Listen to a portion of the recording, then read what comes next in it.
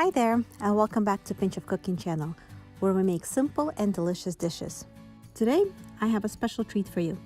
I will be showing you how to make the famous hot chocolate bombs.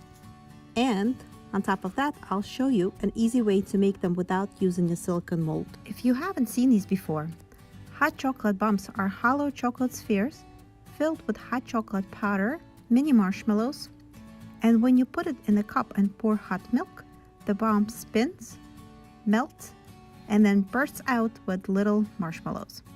They're a fun treat and would make a great holiday gift for friends and family. Let's begin.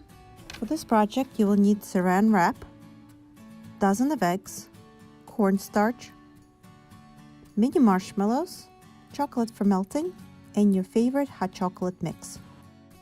Start by cutting your saran wrap in about 10 by 10 inch squares, which is about 25 centimeters per side. Next, you will need a light dusting of cornstarch. Get your melted chocolate ready. It should be fully melted, but not too hot, and take out the eggs out of the refrigerator. The eggs need to be cold for this process to work. Before you start dipping the eggs in chocolate, look at your egg and visually identify the thickest part of the egg. When you dip the egg in chocolate, you want the chocolate to be just a little bit above that line. When the eggs are out of the refrigerator and in room temperature, they will start sweating, and it's important to wipe the moisture off them with a paper towel. The eggs will continue to sweat even after we wipe them, but remember our cornstarch. It will absorb the excess moisture, and the eggs will easily slide out of chocolate shells once we're done. You'll see how this works in a bit. Dip the tightly wrapped egg into chocolate. Remember where a mental line is? Wait about 10 seconds and dip the egg again to make sure the walls of the spheres are not too flimsy.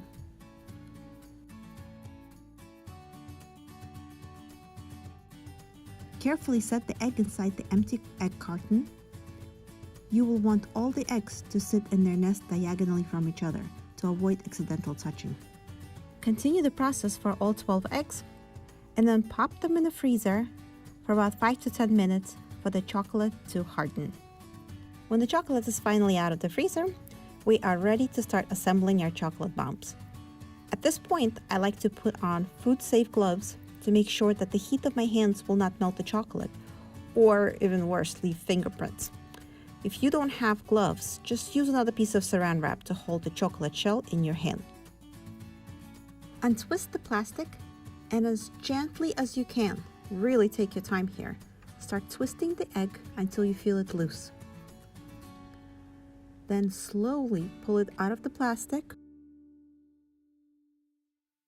Then slowly and gently peel off the plastic wrapping from the chocolate walls. Set it on a cool plate and repeat the process for the rest of the shells. Warm up a separate plate, either by microwaving it for about 1 minute or dipping it into hot water and wiping it dry. Use the hot plate to melt the rough edges. This should only take a second or two. Add about 1 tablespoon of hot cocoa powder,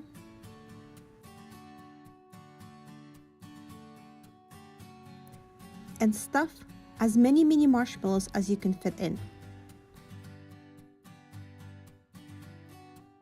Melt the rough edges of the second half of the sphere and close the chocolate bomb. The melted edges is enough to seal the bomb, and the seal doesn't have to be perfect, just enough to seal without any gaps.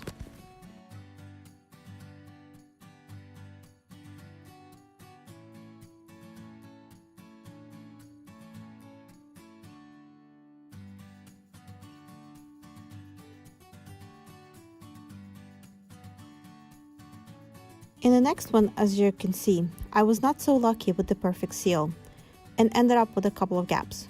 But no worries, chocolate is very forgiving and we could just seal any imperfection with more melted chocolate.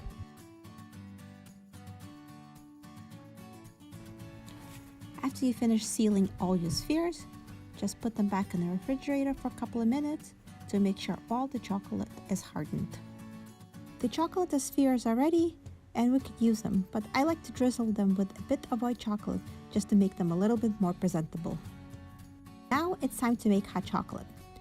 And as I found out, there is an art to pouring. On my first attempt, my milk was boiling hot and the cup had straight edges, and the bomb didn't spin or burst. It just kind of melted.